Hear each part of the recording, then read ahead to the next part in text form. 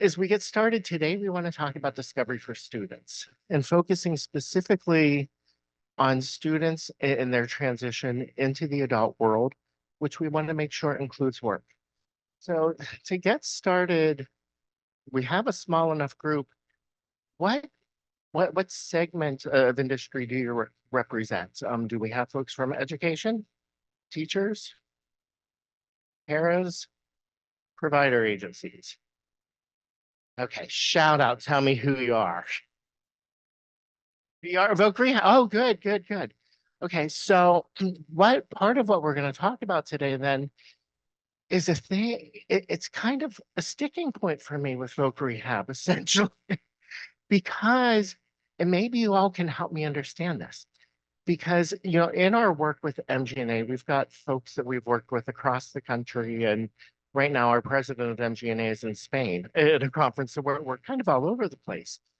But traditionally, discovery won't fit into pre-eds for voc rehab.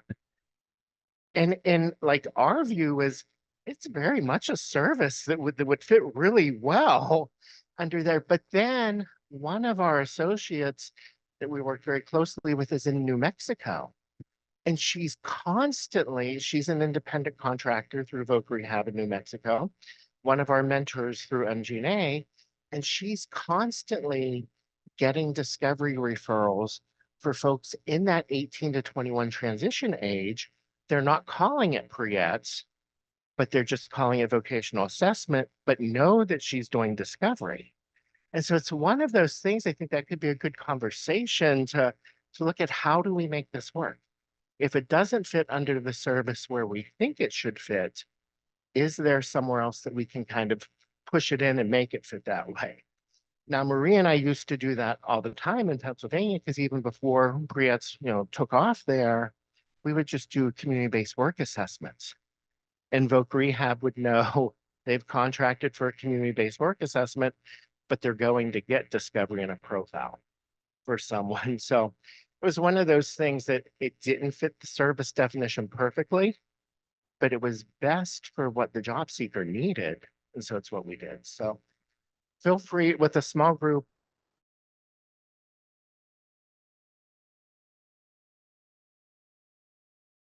There are questions as we go, just raise your hand, shout things. So again, those values and characteristics we're going to look at.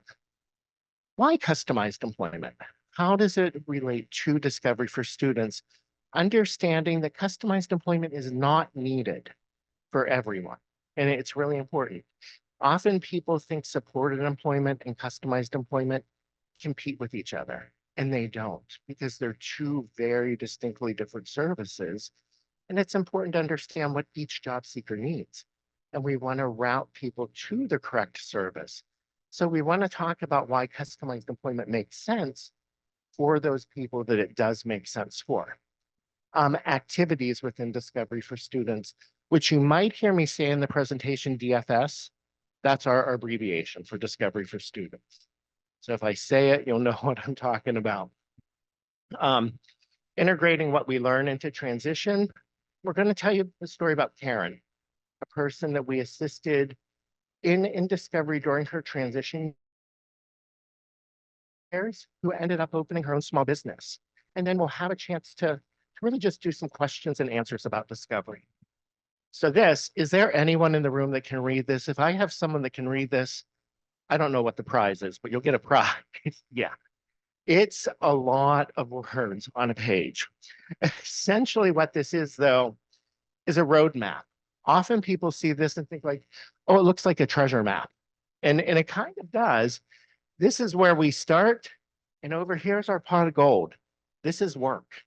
Now, transitions for us, we think starts right here. And it's generally in 5th to 7th grade. Ages 10 to 12, it's not too early to start talking about work with someone that age. And you talk about those things like, what does work mean to you? What do you think work is? What do you want to be when you grow up? We've all had those conversations ourselves. The thing is, when we look at the population of people we support, sometimes we don't have those same conversations with people who have a disability. And I don't know why. We talk about inclusion, we want inclusion. Well, let's have inclusion and let's have the same conversations. So we start talking at that age. And even then, we're starting to do some discovery activities. What do you do at home? What does that look like? Who do you do those things with?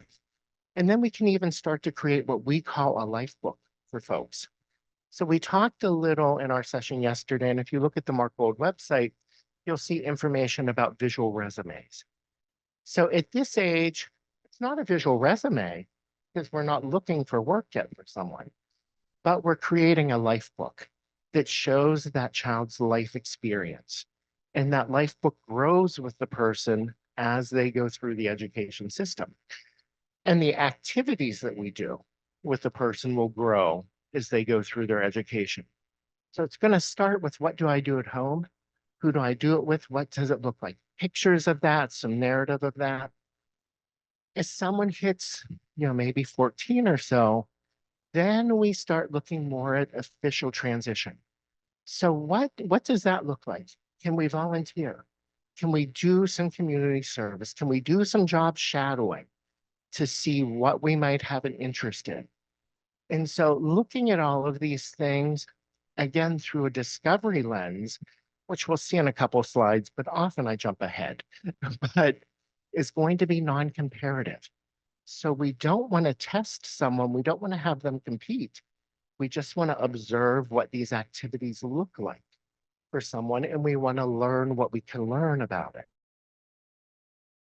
And so we do that all through, starting at age 10 through about 16 or so. And then we want to have more formal work experiences. Now, these may be paid or unpaid work experiences, depending on the youth, so that when we hit that magic age of transition, that 18 to 21-year-old age, we've got paid work experiences for people. And at that point, we've got at least 8 years of history of what's worked and what hasn't worked for that person so that we can be successful in making sure they transition into the world of work in their adulthood. So our values and characteristics, go on from there. So it's a common sense strategy. And this is what I think some people have a difficult time grasping. They think, what is this discovery thing? And it's not rocket science. It's really just common sense and observing and getting to know people.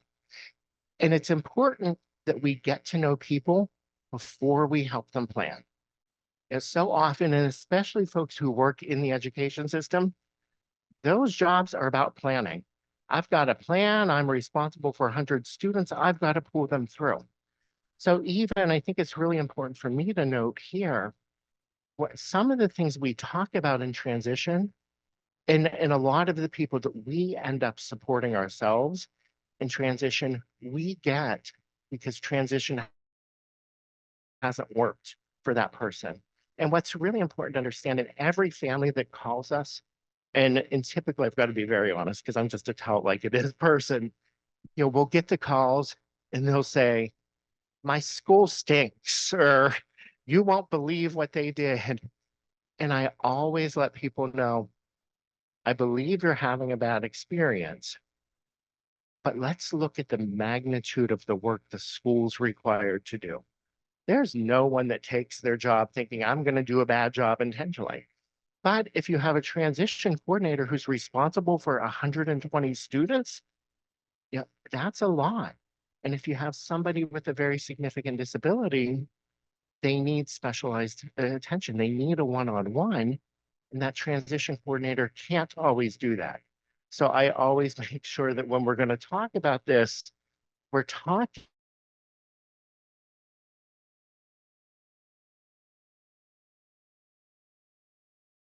a lot with discovery for students who, we're struggling to find how do we word things to fit with indicator 13.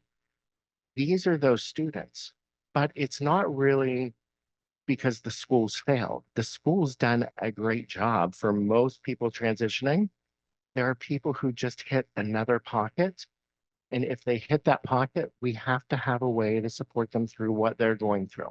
So just like to throw that out there because sometimes we'll talk and teachers will say, wait, or do you think we're doing bad? And no, that's not the case. You're doing the best you can with what you've got.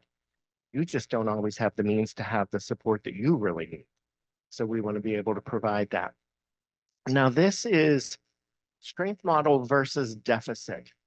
So we're not looking at what's wrong, trying to fix it. Another one of our colleagues that Marie and I worked with quite a bit was a special education teacher for, oh my gosh, do you know how many years Charlotte taught? 30 some years? Yeah, her whole life. And one of the things that she said when she was writing IEPs was she always had to write them from a deficit perspective. You always have to show where somebody needs improvement. And so here we come along with Discovery talking about find someone's strength. And we can still write an IEP goal that shows where we're going based on the person's strengths. So we want to identify that strength and we want to identify in the IEP how we're going to help it continue to move forward.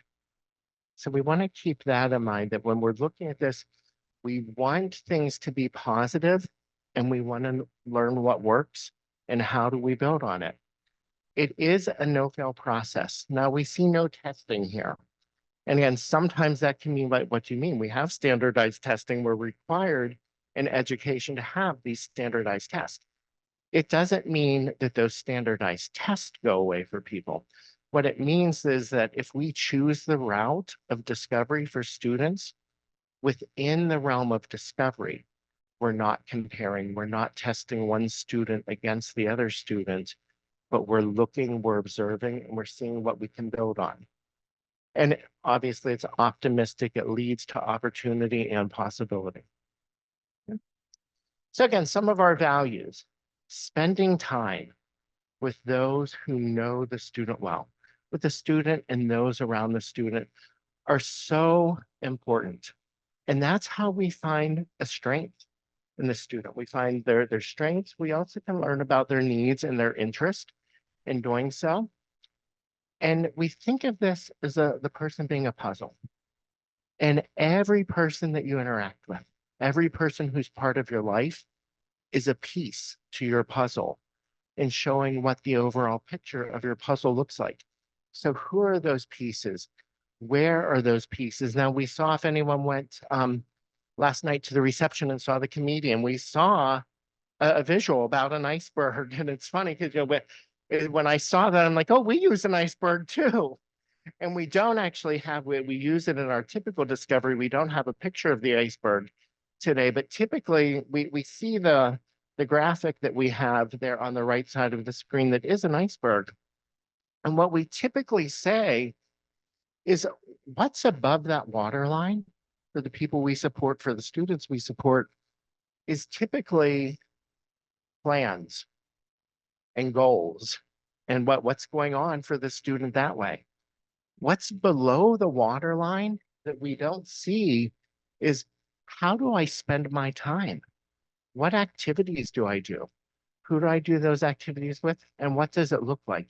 You hear me keep saying those four things. And it's so important because when we're looking at our discovery activities, we want to know what does someone do? What does it look like? Is there support the person receives? And what does the person support? Or what does the support look like? Because another one of my pet peeves is someone tells me, Johnny does this with support. And they think I'm supposed to know what that means. Anyone here know what that means? Because in our world as professionals, we need to understand what the support needs look like. Because if we don't have a good understanding, we can over or under support someone. And both of those could be detrimental to helping the student grow. And Marie and I've worked with many people who can be physically aggressive at times. And if you're trying to over or under support people, that's when we're going to see aggression come out. So we really want to look at what does it look like? But when we get beneath that iceberg, that's when we can start having an understanding of who the student is. So we want to make sure we dig down deep there. So we look when we started with that career map, that road to employment, we looked toward the direction of transition. We looked toward work, and if necessary, that work opportunity might be customized employment. It might be traditional employment. Again, depending on the student, you've just got to understand what's going to work best for each person. So we want to identify in the schools how we can see discovery activities that are going to aid us in transition, because we want to be able to pick out those skills or tasks that we see the student doing. We want to look for contributions. We want to create a system where we can have some communication with the family. So that could be a communication log that goes back and forth from the family to the school. It could be pictures and videos, because we know we're not trying to say that, if we have any teachers, we're not trying to say you have to leave and go to the student's house. We know in a lot of cases that's not even allowed. But we have also done, we were working on, this is right as the pandemic hit, with a school in our area that has some folks certified in discovery. It's called the Children's Institute. And we were working with them and their transitions coordinators who are certified through MGNA and Discovery to work with them in what they see in the school. But then we could be contracted. Some of their folks had Medicaid waiver funding. So we could be contracted through Medicaid waiver to do activities in the community with them. And we could work as the provider agency working with the school to transfer information so that we could have really good discovery for that student and exit the system. So all that being said, it's not that anyone has to replicate that specifically, but the point is, think outside the box. Be creative to determine how you're going to connect activities from outside the school system into the school system. And then take a look at what's needed to be successful at home, because for our world of customized employment, sorry, I almost said just community employment, our world of customized employment is building on what supports do I need at home, because likely I might need something similar in the workplace. And then the role of the family. We want to really understand that families have so much valuable information. And oftentimes families want to give you all the information, and there's a lot for us to sort through. And we definitely have to sort through the information, but really paying attention to what works for them in the home. So we want to make sure the family understands that when we come to them, we're coming to the family because we value them. We want to make sure they feel listened to, that they feel heard, and what's important to them as a family. Because while we might be focused on the student, we can't ignore, again, those puzzle pieces that are around the student, because they play such an important role in the person and helping us get where we need to be. And here we see a big red X on here. So discovery for students is not. It's not just consolidating what we think we know about a student. And sometimes we think, well, we see this person does their homework. They didn't do their homework. They get good grades on their test, or they don't. And we form an opinion sometimes based on that. Or, some of my favorite, remarks when someone's younger talks too much in class or what have you. Sometimes I was one of those people, and here I get paid to talk now. So that's not a deficit. It turned out to be a strength for me. But, just not thinking what we see as it. Let's look at deeper. And we're also not just filling out an inventory or a checklist, but it doesn't mean that we won't get to bullet points of what works well for the student, of what the student needs. So some of our bullet points might resemble an inventory or checklist, but there's going to be a reason behind why something made it to the list. So if we've got a list of characteristics that we say work for a student, if we're questioned as to how do we know that works? Well, I know that it works because this is what I've seen. This is what I know about the student that teaches me that this works. And discovery is never, ever used to screen people out of employment. When we start discovery and begin that journey of customized employment, we know that employment's the goal. We know that's where we're going to end up. We don't know exactly what it's going to look like when we start, but we know that's where we're going to end up. This is you. So we've talked some about discovery for students. We're going to move into looking at customized employment. And due to the limited time that we have in our session today, it will be an extremely brief, sky level overview of customized employment, but just to start to get that process started. So when we look at customized employment, first we always have to look at labor market. What is labor market employment? And labor market employment is just what you typically think about with employment. That's our job off the shelf with a complete job description. Oftentimes employers are posting in very traditional ways to look for candidates, and candidates are applying to those jobs with resumes, with applications, all of those standard things that you think about with labor market employment. There's job titles, position descriptions that are very set in stone, that employers are looking for one person who can do all of the elements of the job description, who have all of the qualifications that they've listed and they're looking for. Oftentimes, or pretty much all of the time with these jobs, they are competitive. So employers are reviewing the qualifications of applicants. They're pitted against one another. Somebody is selected. We all are pretty familiar with this, right? So again, here it typically requires that job seeker is going through the standard kind of hiring practices, that they're filling out applications, they're writing resumes.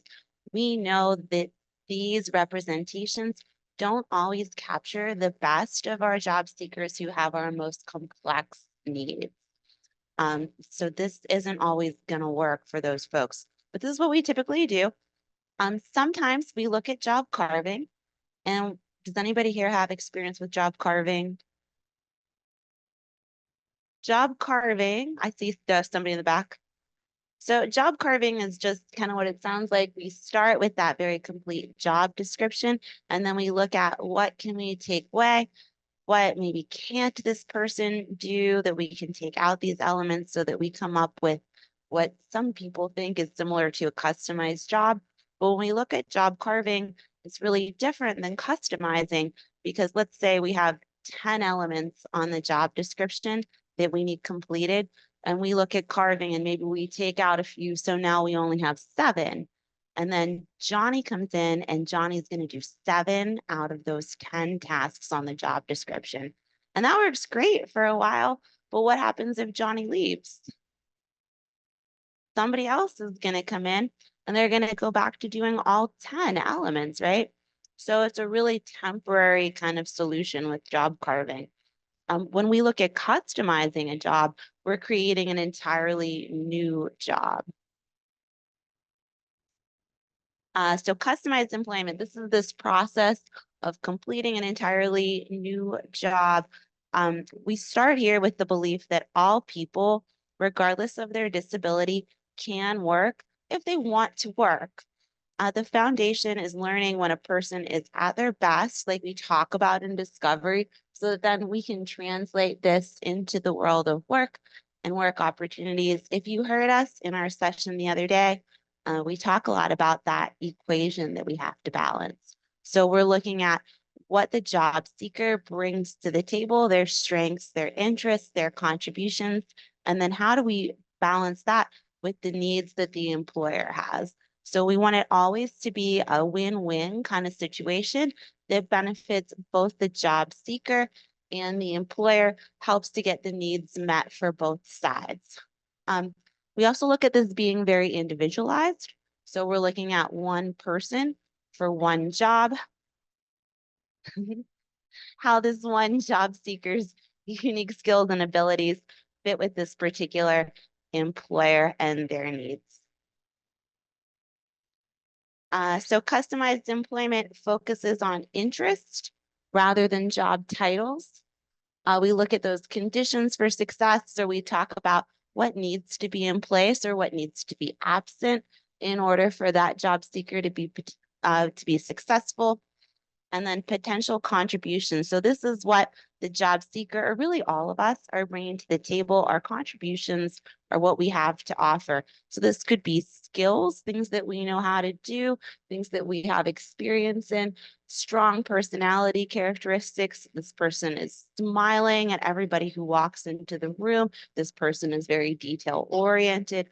All of those things that you have to offer to other people are your contributions. So this becomes how we match the job seeker with the employer through customized employment. There's two pillars of customized employment.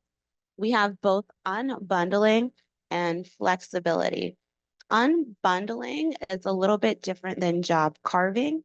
We're looking at all of the elements that exist, the unmet needs, the tasks that can be removed from one person's job description and maybe put somewhere else. So to give a better example of this, one young lady that we developed a job for, her name's Anna. We developed a job with her at Edible Arrangements. So before she started there was one person who would work at a time to kind of man the whole store. That person was responsible for greeting the customers, taking the online orders, bringing the cash register, as well as actually making the edible arrangements. So that's putting the fruit on the skewers, putting them in the baskets, wrapping them up. We all know what they look like, right? So, very difficult role for somebody because you'd be pulled in multiple directions. We developed a job by unbundling some of those tasks that were a great fit for Anna. So Anna, super loud. You guys would love her. She'll yell at you in English and Spanish, flip back and forth. Very fun. Thought we were being nice today. Yeah. So we didn't really want to put her in the front. Anna was also somebody who was declared unable to work. She had 2-on-1 supervision, I believe, at the time, wasn't allowed to have alone time even to go to the bathroom. We developed a job for her where she put the fruit onto the picks. So she would skew the fruit and then the picks would be ready. So when the other staff had time to come back, they could just put the skewers into the basket, made their life a lot easier with being pulled back and forth. Over time, that job was super successful. We were able to fade to the point that she didn't take any staff with her to work, which was incredible. Flexibility is that universal design idea that we ask people to be flexible in a lot of different ways. So we're asking our employers, are you willing to do something out of the ordinary with your hiring practices? Are you willing to do something a little bit different with your supervisory strategies? What are you willing to bend on? Because we have all of this that we're bringing to the table to offer in return. So how does all of this relate to students?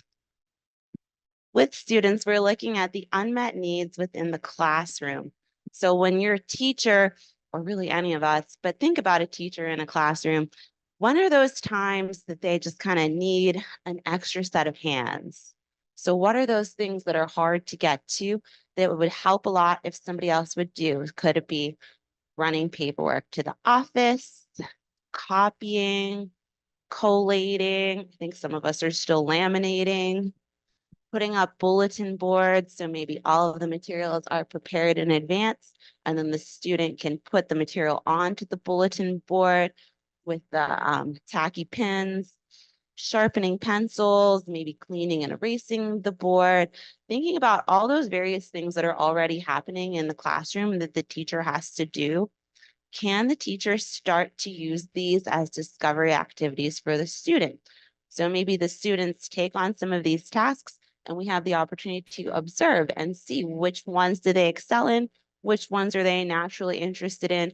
Maybe some of them aren't a fit. But for our teacher, we're not creating extra work. We're giving them an opportunity to actually take some of that work off of their plate.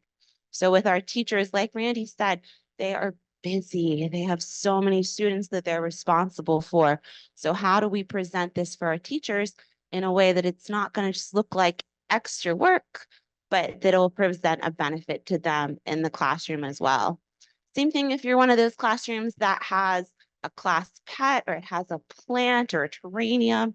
How can the students get practice with taking care of those things? The teachers can observe how they are completing the tasks and have some of the work taken off of their hands there too. So do we start to see how all of this can be translated into the world of future employment? Some of those tasks that the teacher can look at and say, okay, what next? So if Johnny takes care of the lizard, what else could he do? What other animals could he feed? What else could he be responsible for pouring and measuring, following a schedule? Do you see?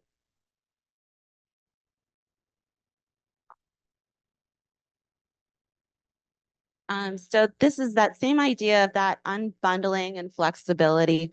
The Rubik's Cube is a great graphic for this.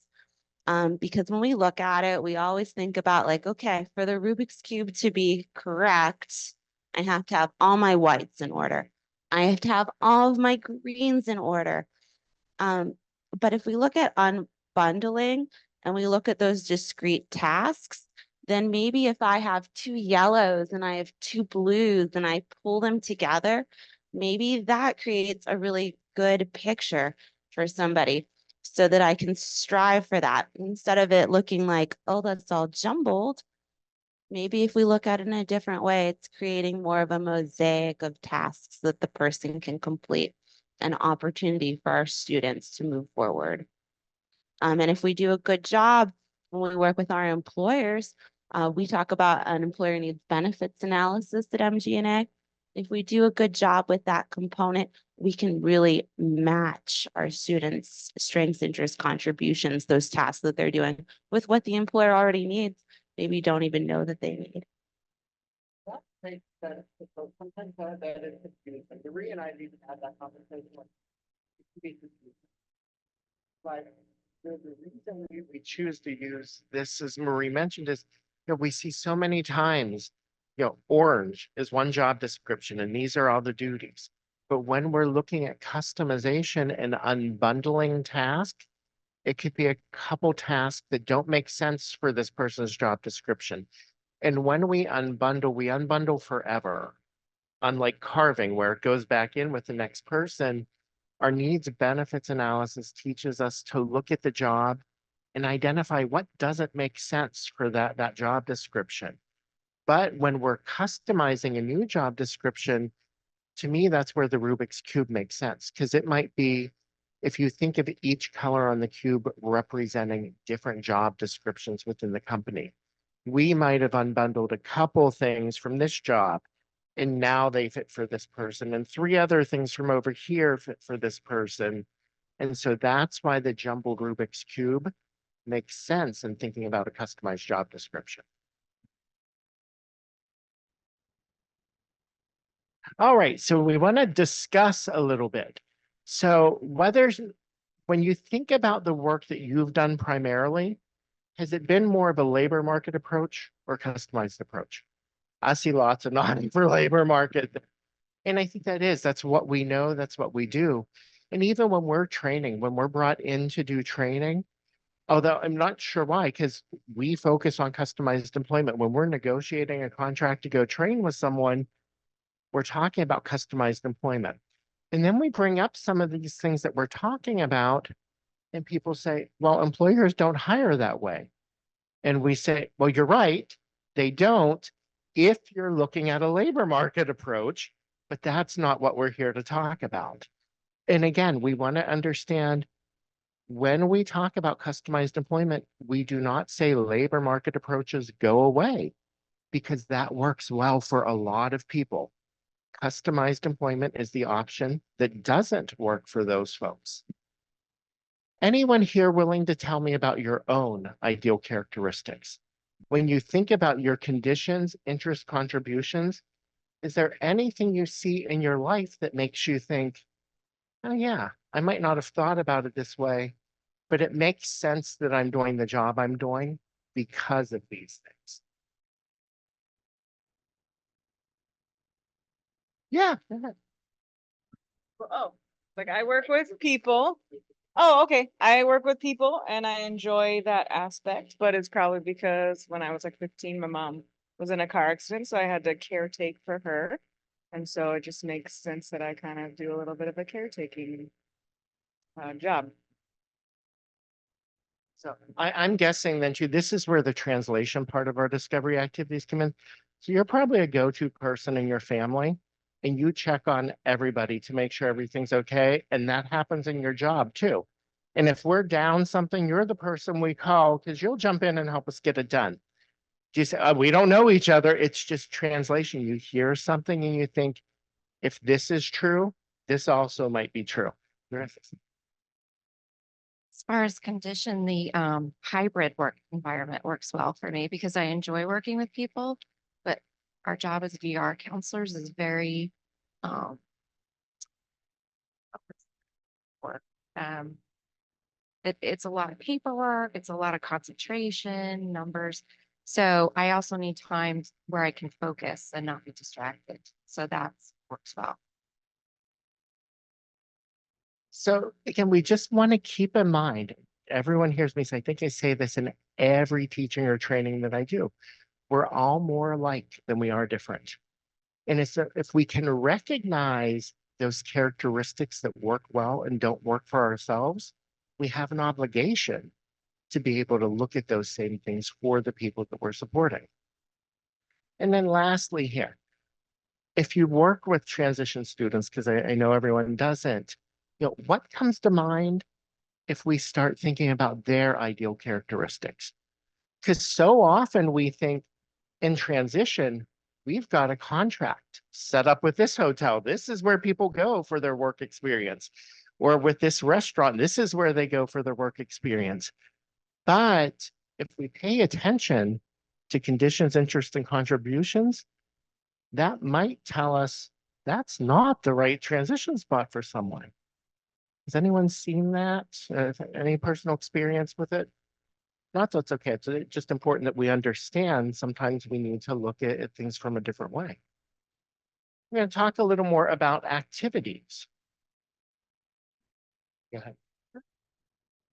Okay, so when we're looking at activities for discovery for students, visits to the person's home. Now, again, the educational staff might not be able to do those visits to the home. But one of the things that is a positive that we learned through the pandemic, through COVID, is we can do virtual visits. And so, we can Zoom, we can FaceTime, we can have the parents send us short video clips of things the student does. So we have the opportunity to still get insight, even if, our job description might not let us go to the person's home. It doesn't mean that we can't get information from there. So we want to, look at home and community. We want those informational interviews with those puzzle pieces. Who is close to the student and what can they tell me about the student? We want to gather and capture our information. This is part of when I was talking about creating that life book, even from the age of 10 forward, because it creates a story. And it's something that your student is going to be proud of because they can look at this and think, this is who I am. And you want that student, that family to be very proud of the life book. I'm fortunate enough right now, I'm working on a life book with Therese, who's the president of MGNA. Therese's nephew, JP, has a very significant disability, a lot of medical conditions, a lot of caretaking involved. And we're working on his life book together. And right before, this will probably get me emotional, but right before Therese left for Spain, we wanted to make sure we got a copy of the latest draft to his mom, because unfortunately JP's in the hospital right now.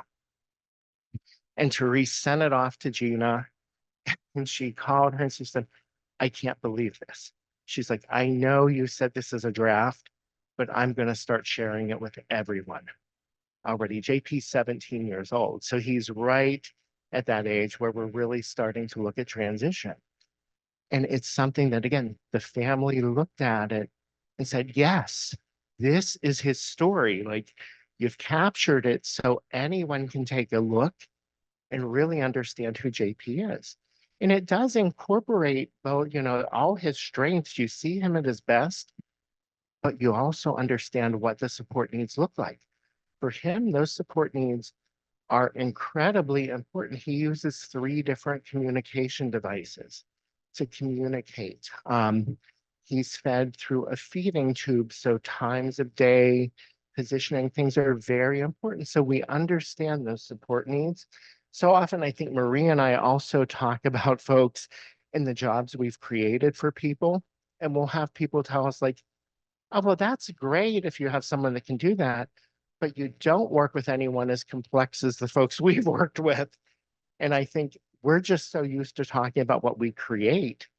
Sometimes we forget to talk about like the physical aggression with Anna or the medical needs of JP, and they are really significant. But the thing is, this approach works regardless of what those needs are. So we capture that information in the story. Our discovery notes focus on what we see. You want to describe what you see because in description with action verbs, we see possibilities arise. We've talked about conditions, interests, and contributions. And we've talked a little about translation. What do we see? What do we think it means? And how can that lead us further down that roadmap to get to employment? And then we might need to expand discovery. So when we talk about expanded discovery, we're looking at those volunteer opportunities. We're looking at those community service opportunities. We're looking at, work-based learning experiences, paid or unpaid work experiences, internships. Those really in those formative years give us information to what works and what doesn't work for people. Now, it's important to understand here, and we're going to talk about this a little with Karen when we get to her, but it's important to understand that sometimes someone transitioning has a work experience and it doesn't work for them. They might refuse to go. There could be any number of things. They might just quit. And sometimes we think, oh, that person doesn't have an interest in work. And that's, led to in the past saying, oh, that person just doesn't want to work. They're not employable. It might be because we haven't found the thing that meets their conditions, interests, and contributions yet. So let's not just say somebody doesn't want to work. Let's say this wasn't the right fit for that person, but let's try another way until we get to what is the right fit for that person.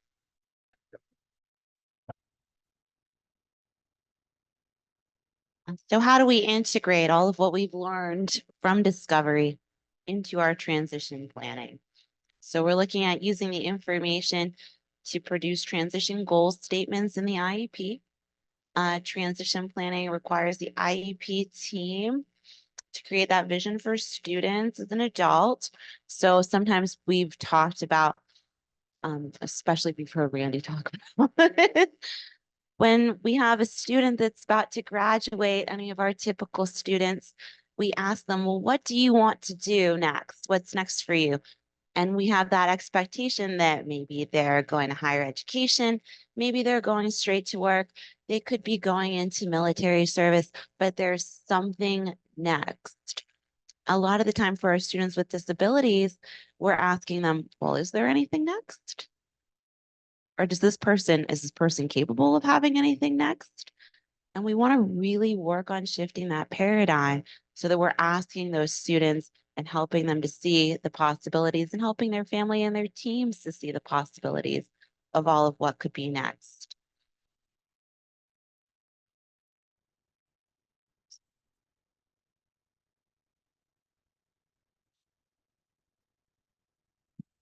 All right, so moving on to sort of a roadmap here for how we use discovery for students. And if you notice with our students, it's not just a straight linear progression, but there's going to be a need that we come back over as well. So we have our discovery for students. We're incorporating discovery into our IEP goals. So that's our school to work transition plan. This is interagency. Then we have those age appropriate school and employment activities, some ideas we've already talked about for that category. Then we want to capture the information through ongoing annual discovery process. So when we look at adult discovery, typically we look at completing that, and that is kind of set as adults are developed, and they might not be changing a ton, but these age students, we know that every year might be very different. So we want to capture the information, but then we're going to go back in and incorporate that so that we can repeat the process as our student is growing and maturing, so that we capture new information and we provide new opportunities for discovery activities, observations. So what we see is going to inform the plan, if that's making sense. And then post-secondary goals. So planning and outcomes. What's next for this student? How is what we're learning through discovery going to help inform that long-term planning? So integrating what you learned from discovery into your transition planning, to give you some more ideas here. Those interest areas, things that somebody is naturally interested in, are going to help inform career. What types of careers the person interested in? You know, yesterday we had a little side conversation with somebody about some of the career cards that we use, but helping to expose these young students to ideas of what careers are out there and possible in those ideas. Contributions are the skills. So this is what the student has to offer, what they bring to the table to contribute to their community and to their employers. Conditions, that's where the student is at their best to be successful. When we look at conditions, that could be environment, supervisory strategies, time of day. There's a whole list of different conditions that apply to some people and others, keeping in mind that preferences and conditions may or may not be aligned. So something that somebody just prefers may or may not be a condition that they can work under. Family involvement and the skills and training and support in their areas of interest. And we want to continue to integrate what we've learned from discovery into our transition planning. So we're thinking about, what is the person already doing at home? Are they volunteering? Are they job shadowing? Is there service learning, general work experience, matched work experience, and then those customized work experiences? So this is all based on the age and the goals of the student. And then here's a few more examples of discovery and transition activities. So these are the type of experiences, work experiences, and paid employment that our student will be exposed to, and that teachers or practitioners of discovery can continue to observe to gather more information as we go. Right. So just to add there real quick, I think we're good with time to do this. When we're talking about the importance of those work characteristics of conditions, interest, and contributions, as Marie was talking, it reminded me of a person, my gosh, this is probably 12, 13 years ago that I worked with. His name was Nathan, and Marjorie, his mom, was our clinical manager at Envision. And Envision Human Services is the provider agency that Marie and I work with. MGNA is the training entity that we work with, but then we have the provider agency as well. And Marjorie's Nathan's mom. Nathan was 21 at the time. We were doing discovery. We were looking at work for him. And Marjorie said when we started, she's like, I know where he's going to end up. I know you need to do discovery, but he's going to end up working at Chicken Charlie's. It is his favorite place. He goes there every day for lunch. He knows everyone by name. they would create, if you tell them you want to create something for Nathan, they'll find a way to make it happen. And I told her, I said, well, let's get through discovery and let's see where discovery leads us. It might be there, it might be somewhere else. So we get to the customized plan for employment, which is the planning meeting that we talked about in yesterday's session. And when we started talking about what works and doesn't work for Nathan, social interaction works, being by himself doesn't work. And then we started talking about conditions and working around people, having transportation to work. He did want to work in food service in some sort. So that was there. And we started naming employers. And the very first thing Marjorie says is Chicken Charlie's. And Nathan, her son, looked at her and said, no. and, and she's like, what do you mean, no? And this is where the importance of making sure the job seeker's voice is heard, because he's, I hate yellow and they have yellow uniforms. I will not work there. And that was, like still to this day, like I said, that was 12, 13 years ago. But it's eye-opening because you realize like that's something that was very important to him. We could still meet all the other conditions. We could look at his interest. I'm pointing because when we do this in a meeting, we put charts on a wall. So in my mind, there are charts up here that say conditions, interest, and contributions. But, we could meet all the other needs for him.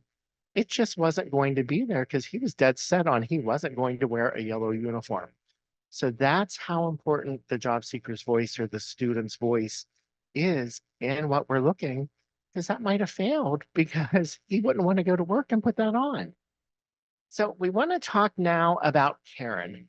And this is Karen's discovery story. You heard me mention Charlotte, who's one of our associates, who's a special education teacher for 30 years. And this is someone that Charlotte directly worked with.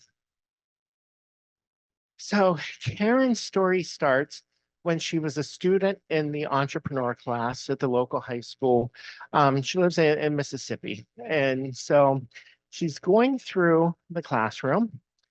And in the classroom, they were seeing that Karen did not seem to be that motivated. She did what she needed to do.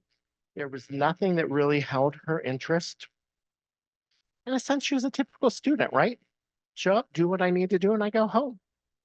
And that was her. So they weren't really sure where they were going to lead for work. But Charlotte did have an opportunity to visit the home. So she pioneered discovery in the school system that she was working with. And when Charlotte went to the home, she had a conversation with her dad. And her dad gave Charlotte so much information that she would have never guessed was possible. In the school, like I said, Karen went, she sat there, didn't really interact a whole lot, just did what was expected, and she went home. But Charlotte found out she gets up every morning at 6 o'clock in the morning and makes coffee for the house. So she would be up before her parents and make sure coffee was ready for when her parents got up. No one ever told her this is something she needed to do. She had just observed that they make coffee when they get up. And so she's going to just start doing that. They never had to tell her this is what you do. She watched, and Charlotte learned that, she learned how to do this from observation of her mom or dad making coffee. And then she just started making coffee. Charlotte learned that it wasn't just in the mornings, but they had a pretty large family. And if there were family functions, holidays, what have you, she would make and serve drinks to everyone. She would go to every member of the family. Can I get you something? Can I get you? And she would make sure everyone was taken care of. A completely different personality than what was seen in the classroom, because we took the time to talk. And then she found out that not only is Karen doing these things, but her dad was a pharmacist and was a pharmacist. Does anyone remember? I remember this from college. We had a local pharmacy that had a lunch counter in the pharmacy. Does anyone else remember that? I don't know if they're everywhere, but we had them in Pennsylvania. You had one, or you know what I'm talking about? Well, her dad was a pharmacist, and she would go help at the lunch counter every Saturday when her dad went to work and would serve drinks, made milkshakes for people. And And the interesting experience was because this was the town that Charlotte had lived in all her life. This was a place that Charlotte worked at when she was a teenager. So she knew exactly the things that Karen was going to do. And again, was just astonished as her teacher, thinking that, I don't see this in the classroom. And that's when she said, she's like, it's a public pharmacy and place for lunch. I might not be always allowed to go visit her at home, but I can go eat lunch on Saturday when she's working and still observe what's going on. So she did that several times. And so some of the things that we learned about Karen is at home, she wakes her dad up every morning to remind him that it's time to go to work and that the coffee's already been made. She makes breakfast every day, gets dressed for school. At school, she took verbal instruction. She would work with her friends, like her close friends she would interact with. And they knew at school she would focus on an activity for about an hour and then she would stop. And that's part of what initially had Charlotte thinking, I don't know what we're going to do for work, because she was seeing that length of engagement as just being an hour, because that's what, as a teacher, she had the opportunity to observe. Now, when we look at translations and contributions here, initially we knew she's organized. She's up every day. She follows a routine. She follows a schedule. She has time management skills. And that's what she does. And follows the process, demonstrates safety in the kitchen and operating appliances in the stove for cooking breakfast.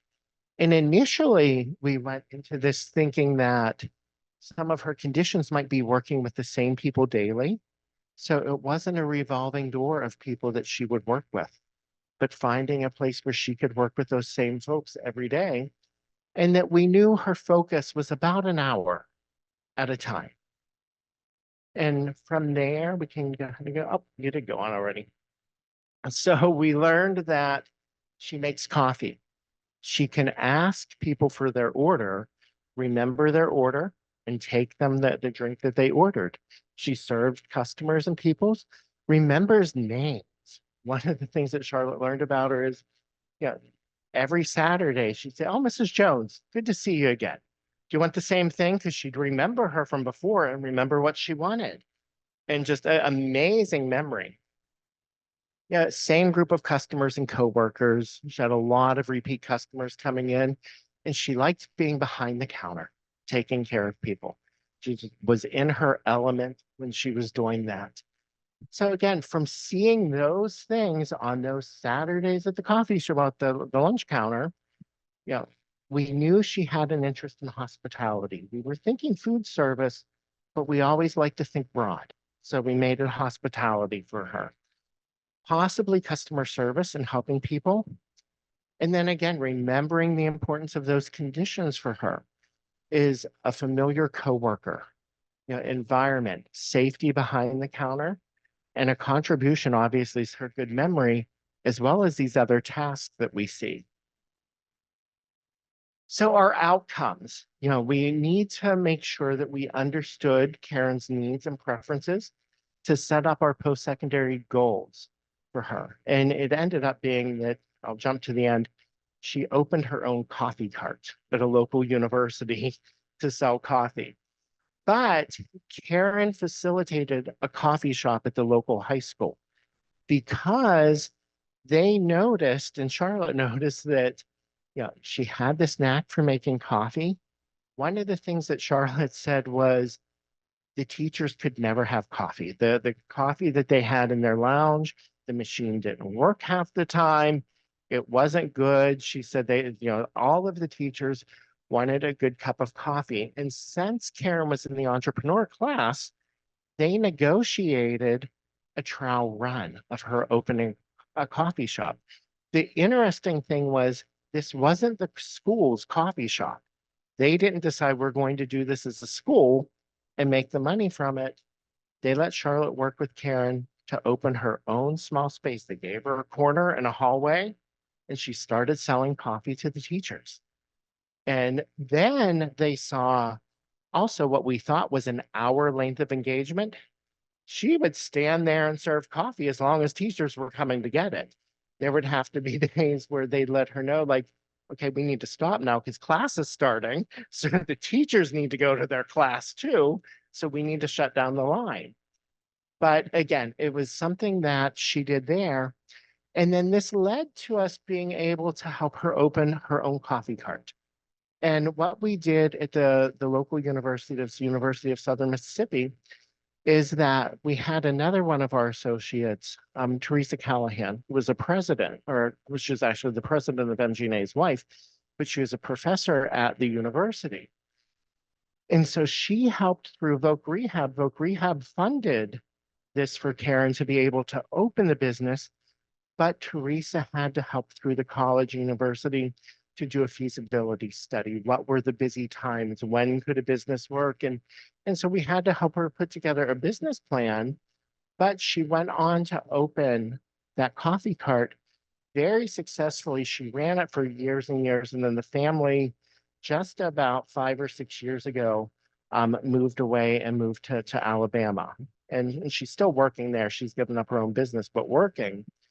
But, we really looked at those interest areas. We looked at the holistic approach to the student. What did we see in school? What did we see at home? When we could bring in some of those elements of what we saw at home into the school's version really changed of who she was and what she had to offer. And so then there was that vision and that outcome. And so we then also through Voc Rehab had 2 job coaches that she knew who supported her with the coffee cart initially. One of the things that Karen did not like to do was take the money. She wanted to make the coffee. She wanted to get your pastry. She wanted to do those components. She wanted someone else to run the register. The really cool thing about this is that it was 2 people that Karen knew that worked as her job coaches. It was Charlotte's son, who she knew through, Charlotte being her teacher, and Norsiva, who's one of our associates, Norsiva's son, Nate. So Jordan and Nate were her job coaches. It was familiar people. They went through the process so they could be independent job coaches and provide the support. Within a month of opening the coffee cart, she had made enough money that she could hire a staff person to do that because the job coach really was functioning as the person for the cash register. They quickly learned that she had everything else taken care of. They just really needed to focus on taking the money. And so within a month, she had hired someone to do that. So not only a small business owner, but a small business owner with an employee as well, all learned because of Discovery for Students, but with her. Go on. And so now just to close us out, we've got what, about 7, 8 minutes. So we just want to talk about some things here. So think about experiences that you gained new insight into possibilities by viewing something in a different context. Can you think of anyone that you've supported and you've changed how you've seen something and that changed your outlook on the process?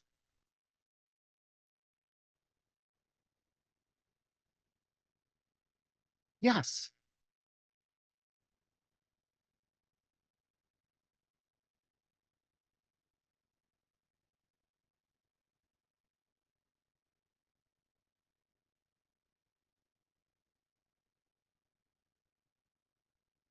Okay, so yeah, we do see that, I think, in assessment. So often with the traditional assessment, we learn what someone can't do. And we're left thinking, well, this didn't help me as much as I really wanted it to, right? Anyone else? Can you think of anything? How about then, how might discovery enable you to enrich the planning process? We're focusing on students, but it could be for anyone. Do you see? Oh,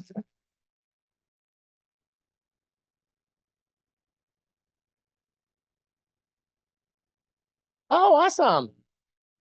What's your name? I'll tell Mike you said hi. Mike's, he's officially retired, but we haven't let him retire yet. We still call him.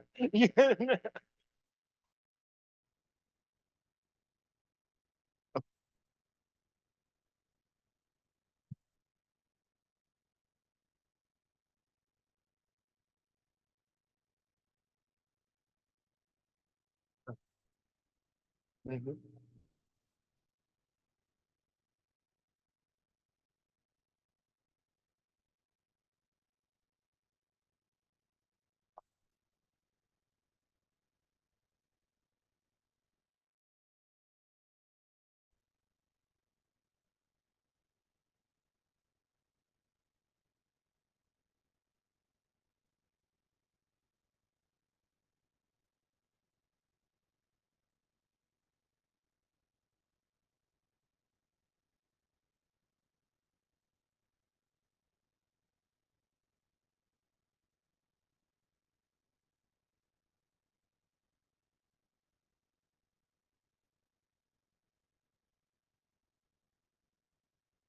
Exactly.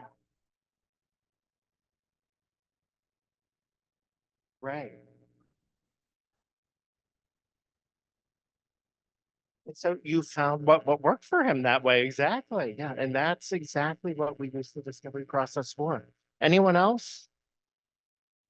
Can you see though how that's a possibility now? If we look at things differently, we can get to an outcome that we might not have been able to have if we hadn't looked at it differently.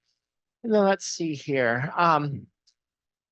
Do you see how this is different from just a checklist or an interest inventory? Yeah. It has some of those same components, but we want to just dig much, much deeper to get really where we want to be.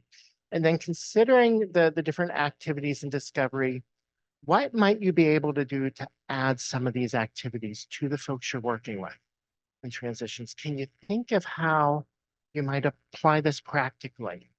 Yeah.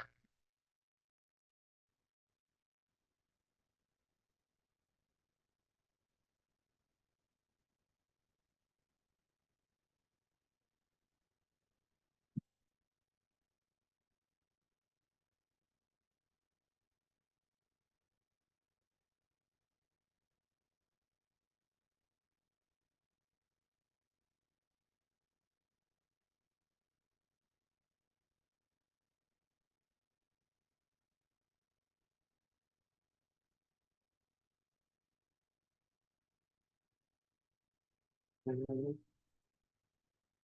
Right. Yeah. No, it is. You're absolutely right. I agree completely with you.